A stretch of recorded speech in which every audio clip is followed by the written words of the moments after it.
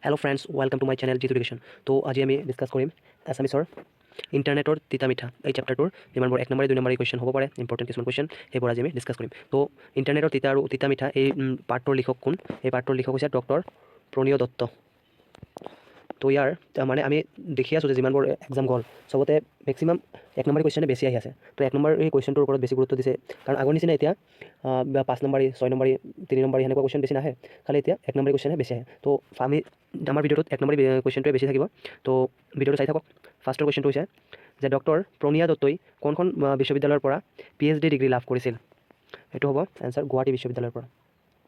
তাৰপিছত 2 নম্বৰটো হৈছে ডক্টৰ প্ৰণয়ী দত্তই কি বিষয়ত গৱেষণা কৰি ডক্টৰেট ডিগ্ৰী লাভ কৰিছিল? মহাজাগতিক ৰশ্মিৰ ৰেডিঅ' বিকিৰণ।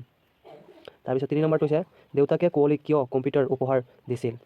এইটো হৈছে 9ম শ্ৰেণীৰ পৰা 10ম শ্ৰেণীলৈ প্ৰথম উত্তীৰ্ণ হোৱাৰ বাবে। 9ম শ্ৰেণীৰ পৰা 10ম শ্ৰেণীলৈ প্ৰথম হৈ উত্তীৰ্ণ হোৱাৰ বাবে। তাৰপিছত 4 নম্বৰটো হৈছে ইণ্টাৰনেট কি? এইটোৰ উত্তৰ হৈছে এখন নেটৱৰ্কত যদি কেইবা হাজাৰ কম্পিউটাৰ থাকে তেনে হাজাৰ বিভিন্ন প্ৰকাৰৰ আৰু আকাৰৰ নেটৱৰ্কৰ সমষ্টিয়েই হৈছে ইণ্টাৰনেট। তাৰপিছত 5 নম্বৰ কুৱেশ্যনটো হৈছে ইণ্টাৰনেটক চমুকৈ কি বুলি কোৱা হয়? ইণ্টাৰনেটক চমুকৈ নেট বুলি কোৱা হয়। ইয়াৰ পিছত 6 নম্বৰ কুৱেশ্যনটো হৈছে WW বা ৱেব কি? ইয়াৰ উত্তৰটো হ'ব পৃথিৱীজুৰি সিঁচৰিত হৈ থকা লাখ লাখ কম্পিউটাৰত মজুত থকা পৰস্পৰ সংলগ্ন বিভিন্ন তথ্যপাতিৰ সামূহিক ভাণ্ডাৰ হৈছে ৱেব। আৰু WW বা ৱেবৰ ধাৰণাটো প্ৰথমে কোন চনত আৰম্ভ হৈছিল? এইটো হৈছে 1989 চনত। আৰু WWৰ সম্পূৰ্ণ নামটো কি? WWৰ সম্পূৰ্ণ নামটো হৈছে যে ৱৰ্ল্ড ৱাইড ৱেব, সেইটো আহিব পাৰে।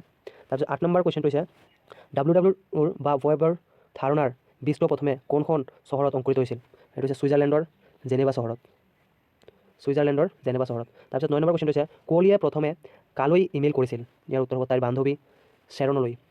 তাৰপিছত 10 নম্বৰ কুৱেশ্যনটো হৈছে কুঁৱলীৰ অন্তৰংগ বান্ধৱীগৰাকীৰ নাম কি? শ্বেৰণ। ইয়াৰ বান্ধৱীৰ নাম আছিল শ্বেৰণ। তাৰপিছত 11 নম্বৰ কুৱেশ্যনটো হৈছে কুঁৱলীৰ বান্ধৱী শ্বেৰণে ক'ত পঢ়িবলৈ গৈছিল? মস্কোলৈ পঢ়িবলৈ গৈছিল।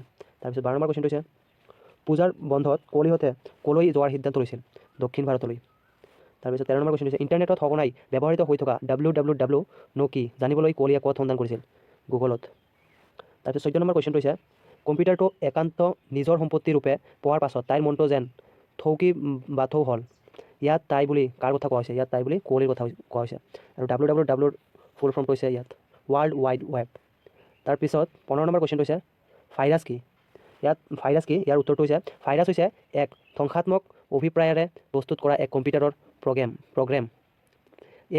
ই নিজকে কম্পিউটাৰত থকা সুস্থ প্ৰগ্ৰেম বা ফাইলৰ লগত সংযুক্ত কৰি সেইবোৰত বিজুতি ঘটায়।